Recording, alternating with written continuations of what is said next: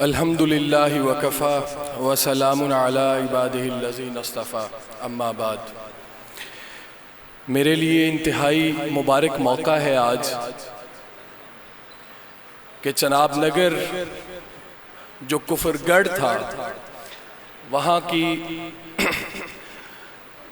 طاغوتی طاقتوں کو توڑتے اور للکارتے ہوئے جس مرکز کی بنیاد رکھی گئی تھی اس مرکز میں آج سالانہ احرار ختم نبوت کانفرنس میں چند باتیں عرض کرنے کا موقع مل رہا ہے۔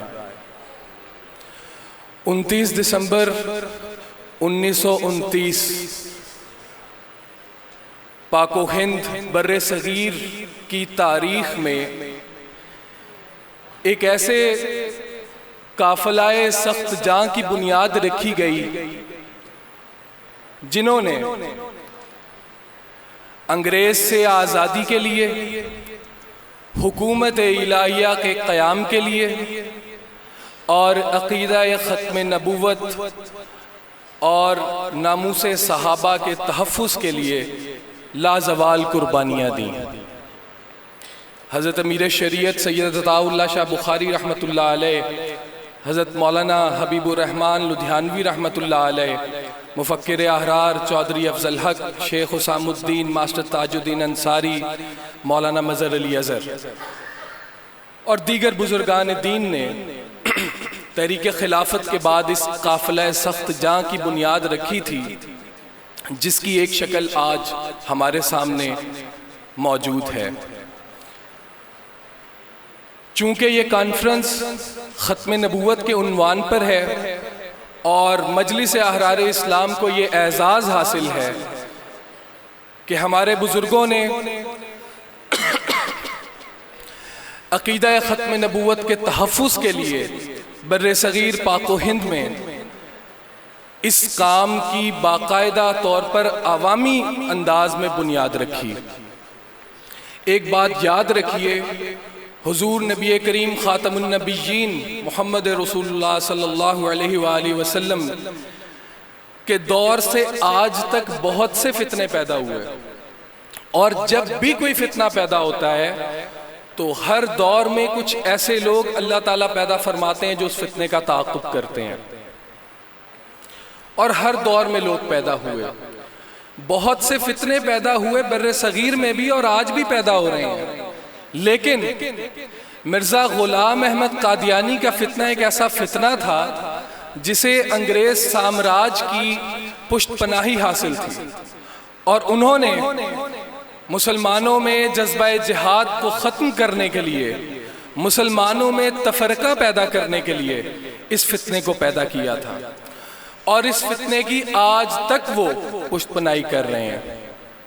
تو ہر دور میں جیسا کہ علماء کرام مباحثے کرتے ہیں، مناظرے کرتے ہیں، گفتگو کرتے ہیں، کتابیں لکھی جاتی ہیں اور جو اشکالات پیش آتے ہیں اس کے جواب دیے جاتے ہیں، لیکن ایک انداز عوامی انداز بھی ہوتا ہے، اور مرزا غلام احمد قادیانی تو 1908 میں جہنم واصل ہو گیا تھا اور کتابیں بھی لکھی جا رہی تھیں، جواب بھی دیے جا رہے تھے، لیکن ایک ضرورت تھی کہ عوامی انداز میں اس فتنے کا محاسبہ کیا جائے تاکہ لوگوں کے اندر اس کا شعور بیدار ہو کہ یہ لوگ غیر مسلم ہیں۔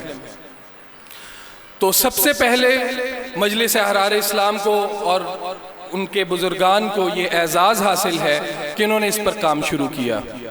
1930 میں علامہ محمد انور شاہ کاشمیری رحمۃ اللہ علیہ، محدث العصر، انہوں نے انجمن خدام الدین لاہور کے سالانہ جلسے میں حضرت امیر شریعت سید عطاء اللہ شاہ بخاری کو امیر شریعت کا لقب عطا کیا اور ان کے ہاتھ پر بیعت کی، اور 500 علماء نے بیعت کی۔ ان کا ایک واقعہ سناتا ہوں، پچھلے دنوں بھی ایک جگہ سنایا کہ علامہ انور شاہ کاشمیری، مفہوم ہے کہ ان کے الفاظ ہیں کہ انہوں نے فرمایا کہ ہمیں پنجاب میں مولوی عطاء اللہ مل گیا ہے اور ہم نے اس کو ختم نبوت کے کام پر لگا دیا ہے۔ تو شاہ جی کے چند جملے ہیں جو سید عطاء المحیمن بخاری رحمۃ اللہ علیہ ان کی ایک تقریر میں نے سنے۔ ان کا علامہ انور شاہ کاشمیری رحمۃ اللہ علیہ نے شاہ صاحب کو جب اس کام پر لگایا ہے تو شاہ جی 6-7 ماہ گزر گئے، گھر بھی نہیں گئے، صبح تقریر، شام تقریر، دوپہر تقریر، رات تقریر، جلسے ہیں، کانفرنسیں ہیں، گرفتاریاں ہیں، نہ صبح کا پتہ ہے نہ رات کا پتہ ہے، تو چل رہا ہے یہ معاملہ۔ اسی اثناء میں 6-7 ماہ کا عرصہ گزرتا ہے تو ایک شخص شاہ جی کو ملتا ہے، اس وقت شاہ جی کی جوانی تھی، ان کا کس کام پہ لگ گئے ہو؟ کوئی نتیجہ بھی نکلا ہے؟ نہ صبح کا پتہ ہے نہ شام کا پتہ ہے، سارا دن تقریریں کیے جا رہے ہو، ساری رات تقریریں کیے جا رہے ہو، کیا نتیجہ نکل رہا ہے؟ سید ہو، خوبصورت ہو، کسی جگہ بیٹھ جاؤ، خود لوگ آئیں گے، کوئی گدی سنبھالو۔ تو حضرت امیر شریعت فرماتے ہیں کہ یوں لگا کہ میری کمر کسی نے جھکا دی ہے، کہتے ہیں میں وہاں سے سیدھا دیوبند پہنچا۔ علامہ انور شاہ کاشمیری رحمت اللہ علیہ ٹیک لگا کے بیٹھے ہوئے تھے اپنے ذوف کی وجہ سے۔ علامہ انور شاہ کاشمیری کو سید عطا اللہ شاہ بخاری کہہ رہے ہیں کہ شاہ صاحب آپ نے جس کام پہ مجھے لگایا اس کا انجام کیا ہے، نتیجہ کیا ہے؟ نہ مجھے صبح کا پتہ ہے نہ شام کا پتہ ہے، مطلب تقریریں ہیں، جلسے ہیں، گرفتاریاں ہیں۔ تو علامہ انور شاہ کاشمیری رحمت اللہ علیہ نے فرمایا کہ کیا کہا شاہ صاحب، ہمارے ذمہ کام ہے، انجام نہیں، بس کام کرو۔ تو بھئی اللہ ہمارا پابند نہیں ہے۔ حضرت امیر شریعت سید عطا اللہ شاہ بخاری کی یہ ایک خواہش تھی کہ وہ قادیانیوں کو غیر مسلم اقلیت قرار دینے والی خبر اپنے کانوں سے سنیں، لیکن یہ مقدر تھا ان کے ابنائے امیر شریعت اور مجلس احرار اسلام کے بزرگوں کے اور کارکنوں کے، انہوں نے یہ خبریں سنی، یہ خوش کر دینے والی خبریں۔ یہ اسی طرح ہے جس طرح حضور نبی کریم صلی اللہ علیہ وآلہ وسلم نے مسیلمہ کذاب کے خلاف جہاد کے لیے قافلہ بھیجا، لیکن اسی دوران ان کا وصال ہو گیا، لیکن یہ مقدر تھا سیدنا ابو بکر صدیق رضی اللہ تعالیٰ عنہ کہ حضرت ابو بکر صدیق رضی اللہ تعالیٰ عنہ کے دور میں مسیلمہ کذاب کا تعاقب ہوا۔ تو بھائی مجلس احرار اسلام نے 21، 22، 23 اکتوبر 1934 یہ پہلا واقعہ ہے پاکستان اور ہندوستان کی بر صغیر کی تاریخ میں کہ عوامی سطح پر احرار تبلیغ کانفرنس قادیان میں رکھی 3 روزہ، جس میں مشائخ، علماء اور زعماء احرار شریک ہوئے، پورے ملک سے لاکھوں کی تعداد میں لوگ شریک ہوئے۔ اور یہ وہ موقع تھا کہ جب قادیانیت کا فتنہ عوامی سطح پر پہلی دفعہ جو ہے اس کا اظہار ہوا اور بے نقاب ہوا اور لوگوں کے دلوں میں اس کی نفرت پیدا ہوئی۔ پاکستان بن جانے کے بعد، مختصر کرتا ہوں، مختصر وقت ہے، پاکستان بن جانے کے بعد یہ ہماری بدقسمتی ہے کہ پاکستان کا پہلا وزیر خارجہ ظفر اللہ خان قادیانی کو بنایا گیا۔ ظفر اللہ خان قادیانی ہے، پاکستان اسلام کے نام پر بنا ہے، پاکستان کا مطلب کیا، لا الہ الا اللہ کا نعرہ لگایا گیا ہے، اور آپ نے پاکستان کا پہلا وزیر خارجہ ظفر اللہ خان قادیانی کو بنا دیا۔ ظفر اللہ خان قادیانی نے اور مرزا بشیر الدین محمود جو نام نہاد خلیفہ تھا مرزا غلام احمد قادیانی کا، یہ سیاسی طور پر بہت اہم شخصیت تھی ان کی، اور ظفر اللہ خان قادیانی آج جس جگہ آپ موجود ہیں، یہ ربوہ اور چناب نگر، یہ وہی علاقہ ہے کہ ظفر اللہ خان قادیانی نے یہ زمین ان کو الاٹ کروائی تھی۔ یہ زمین جماعت احمدیہ کے نام پر لیز پہ دی گئی تھی پاکستان بننے کے بعد، ان کے نام آج بھی لیز پر ہے۔ یہ جماعت احمدیہ کی ملکیت ہے، یہ اس نے اپنے اثر و رسوخ کے ذریعے چند روپوں کے عوض لیز پہ لی تھی۔ اور پاکستان کے سفارت خانوں کو نیا ملک وجود میں آیا ہے، سفارت خانے ہیں، دوسرے ممالک کے ساتھ تعلقات ہیں، اہم عہدے ہیں۔ وزیر خارجہ ظفر اللہ خان قادیانی نے اہم عہدوں پر قادیانیوں کو تعینات کیا۔ یہ ساری سرگرمیاں مجلس احرار اسلام کے بزرگوں کی اور اس وقت کارکنوں کے سامنے تھیں۔ مجلس احرار اسلام نے پاکستان بننے کے بعد سب سے پہلے 1949 میں سیاسیات سے علیحدگی کا اعلان کیا کہ ہم سیاسی محاذ آرائی نہیں چاہتے، نیا ملک بنا ہے، ہم آپ کے ساتھ تعاون کریں گے، لیکن ہماری جد و جہد کا مقصد رد قادیانیت اور عقیدہ ختم نبوت کا تحفظ ہوگا۔ قادیانیوں کی سرگرمیاں چل رہی ہیں، 1952 آ جاتا ہے، اور 1952 ایک ایسا سال ہے، یہ ذہن میں رکھیے کہ بلوچستان آبادی کے لحاظ سے پاکستان کا سب سے چھوٹا اور رقبے کے اعتبار سے سب سے بڑا صوبہ ہے، اور وہاں پر پسماندگی ہے اور غربت ہے۔ ان کا پلان یہ تھا کہ ہم بلوچستان کی ریاست کو احمدی اسٹیٹ بنائیں گے، اور یہ ساری چیزیں ہمارے بزرگوں کے علم میں تھیں، اور انہوں نے 1952 میں اعلان کیا کہ 1952 ہمارا سال ہے، سازشیں تیار تھیں۔ تب حضرت امیر شریعت سید عطا اللہ شاہ بخاری رحمۃ اللہ علیہ، ماسٹر تاج الدین انصاری رحمۃ اللہ علیہ، شیخ حسام الدین رحمۃ اللہ علیہ، ان بزرگان نے مشورے کے ساتھ کل جماعتی مجلس عمل تحفظ ختم نبوت کا ایک ایسا مشترکہ پلیٹ فارم تشکیل دیا جس میں دیوبندی، بریلوی، اہل حدیث، تمام مکاتب فکر کے علماء کو اور جماعتوں کو شامل کیا گیا، تاکہ ایک مشترکہ پلیٹ فارم سے جد و جہد کو کیا جائے، جد و جہد کی جائے۔ خیر، حضرت امیر شریعت رحمت اللہ علیہ کا یہ بھی جملہ ہے کہ تمہارا 52 گزر گیا، اب بخاری کا 53 آ گیا، تیار ہو جاؤ۔ مفہوم ہے، اس قسم کے الفاظ ملتے ہیں تاریخ میں۔ تو پھر 1953 میں عقیدہ ختم نبوت کے تحفظ کے لیے وہ تحریک چلی جس کی یاد اور جس کے شہداء کی یاد میں ہم یہاں پر اکٹھے ہوتے ہیں۔ 1953 میں حضرت امیر شریعت کی قیادت میں جو تحریک چلی تھی اس کے صرف 3 مطالبات تھے بڑے، کہ ایک تو ظفر اللہ خان قادیانی کو وزارت خارجہ سے الگ کیا جائے، دوسرا مطالبہ یہ تھا کہ قادیانیوں کو کلیدی عہدوں سے ہٹایا جائے، اور تیسرا مطالبہ یہ تھا کہ قادیانیوں کو غیر مسلم اقلیت قرار دیا جائے۔ اس وقت کی حکومت نے، اس وقت کے مقتدر حلقوں نے کراچی کے اندر ساری قیادت کو قید کر کے تحریک چل رہی ہے، لاہور میں مارشاء اللہ کا اعلان کیا تھا۔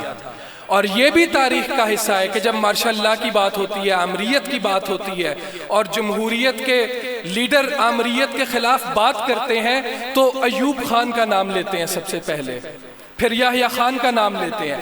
بھائی سب سے پہلے مارشاء اللہ لاہور میں لگا تھا 6 مارچ کو، 6 دن کے لیے، غالباً 6 دن کے لیے لاہور میں مارشاء اللہ نافذ کیا گیا تھا، اور عقیدہ ختم نبوت کے تحفظ کا نعرہ لگانے والوں کو گولیوں سے بھونا گیا تھا۔ 10,000 سے زائد لوگوں پر گولی چلائی گئی تھی، چھانگا مانگا کے جنگلات میں ان کی لاشوں کو جلایا گیا تھا، دریائے راوی میں ان کی لاشوں کی راکھ کو، ان پاک اور پوتر لاشوں کی راکھ کو بہایا گیا تھا، اور انہوں نے یہ سمجھا تھا کہ مسئلہ ختم نبوت دب گیا اور یہ مجلس احرار کا سیاسی سٹنٹ ہے، ہم نے اس کو دبا لیا ہے۔ اور اس وقت حضرت امیر شریعت رحمت اللہ علیہ نے فرمایا تھا کہ اس تحریک کو تم نے تشدد کے ذریعے کچل دیا، تم یہ سمجھتے ہو؟ میں اس تحریک کے ذریعے ایک ایسا ٹائم بم فٹ کر کے جا رہا ہوں جو اپنے وقت پر پھٹے گا اور قادیانیت کے فتنے کو بہا کر لے جائے گا۔ شاہ جی سے سوال بھی کیا گیا تھا، یہ جو اتنے لوگ مر گئے ان کا وارث کون ہے؟ تو شاہ جی نے فرمایا تھا جو سن 34 سے پہلے اس مسئلے پہ شہید ہوئے ان کا وارث بھی میں ہوں، جو میرے کہنے پر 1953 میں شہید ہوئے ان کا وارث بھی میں ہوں، جو میرے مرنے کے بعد اس لائن میں شہید ہوں گے ان کا وارث بھی میں ہوں، اور جو جواب روز قیامت صدیق اکبر کا ہوگا وہی جواب روز قیامت ہمارا ہوگا۔ اور اس تحریک کو جب تشدد کے ذریعے کچلا گیا تو سیف الدین سیف ایک شاعر تھے، انہوں نے ایک کلام کہا تھا کہ جو آئے ہیں ختم نبوت میں کام، کہو ان شہیدوں پہ لاکھوں سلام۔ جو آئے ہیں ختم نبوت میں کام، کہو ان شہیدوں پہ لاکھوں سلام۔ بھلایا نہیں وہ فسانہ ابھی، ہمیں یاد ہے وہ زمانہ ابھی۔ مؤذن کو مجرم بنایا گیا، نمازی کٹہرے میں لایا گیا۔ نبوت کے اقرار پر گولیاں، مساجد کی دیوار پر گولیاں، محمد تیرے نام پر گولیاں۔ شہیدوں کے لاشیں چرائے گئے، جوانوں کے حلقوم تلوار پر۔ کئی لوگ کھینچے گئے دار پر، جنہیں بیر ختم رسالت سے تھا، جنہیں ایک تعلق بطالت سے تھا۔ ظالم وہ سیاد پھر آ گئے، قاتل وہ جلاد پھر آ گئے۔ تو بھائی ختم نبوت کے نام پر جو لوگ شہید ہوئے ان کا پیغام کیا تھا؟ ان کا پیغام یہ تھا کہ ہم ظلم، جبر، گمراہی، ارتداد اور زندقہ کا پردہ چاک کرتے رہیں گے۔ ہماری یہ محفلیں، یہ مجلسیں، یہ کانفرنسیں، یہ ہمارا پیشہ نہیں ہے، یہ ہمارا شیوا ہے۔ یا ہم دہشت گردی کی تعلیم دینے کے لیے نہیں، یا ہم عقیدہ ختم نبوت کے تحفظ کی چوکیداری کے لیے اکٹھے ہوتے ہیں، تجدید عہد کے لیے اکٹھے ہوتے ہیں۔ وعدہ کرتے ہیں کہ جس محاذ پر بھی ہوں گے، جس شعبے میں بھی ہوں گے، ہم عقیدہ ختم نبوت کی اس جد و جہد کو آگے بڑھائیں گے انشاءاللہ تعالی۔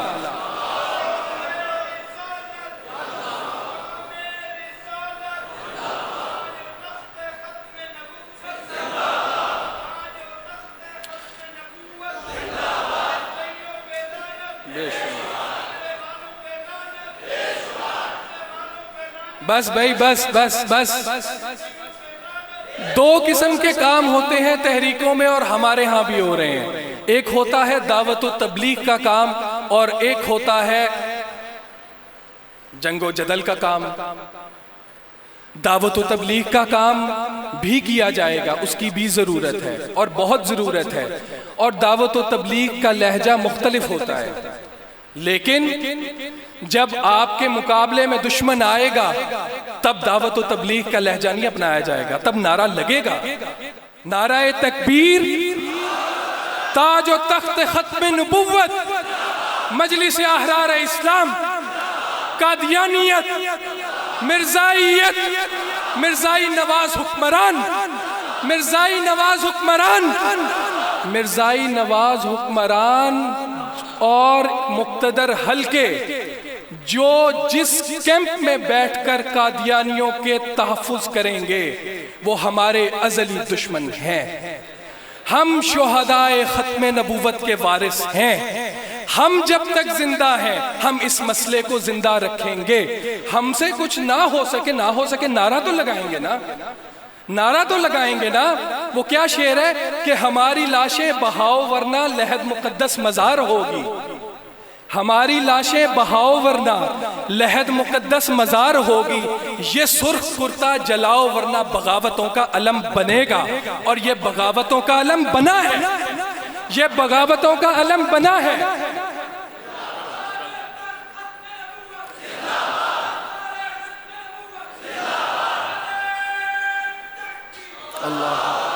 یہ بغاوتوں کا علم بنا ہے تو یہ مسئلہ حل ہوا ہے۔ 1974 میں پھر یہ بغاوت ہوئی کہ نہیں ہوئی؟ ہم اسے بغاوت کہہ لیں، کچھ بھی کہہ لیں، تحریک کہہ لیں، مسئلہ حل ہوا کہ نہیں ہوا؟ 1984 میں آرڈیننس آیا کہ نہیں آیا؟ لیکن دین قربانی مانگتا ہے، خون تو کسی کافر کا بھی بہہ جائے تو وہ رنگ لائے بغیر نہیں رہتا۔ یہ تو شہدائے ختم نبوت کا خون تھا، یہ تو شہدائے ختم نبوت کا خون تھا، یہ خون بے گناہی تھا اور یہ رنگ لایا ہے، اور ہم اس مشن پر زندہ رہیں گے جس شعبے میں بھی ہیں۔ آپ وکیل ہیں، آپ استاد ہیں، آپ کاروبار سے تعلق رکھتے ہیں، آپ کوئی نوکری پیشہ لوگ ہیں، آپ جس شعبے میں بھی ہیں آپ نے اس دعوت کو عام کرنا ہے۔ آخری بات کہ شکوائے ظلمت شب سے تو کہیں بہتر تھا، شکوا نہیں کرنا، ہم کرنا ہے، شکوائے ظلمت شب سے تو کہیں بہتر تھا، اپنے حصے کی کوئی شمع جلاتے جاتے، بس اپنے حصے کی شمع جلانی ہے۔ والسلام۔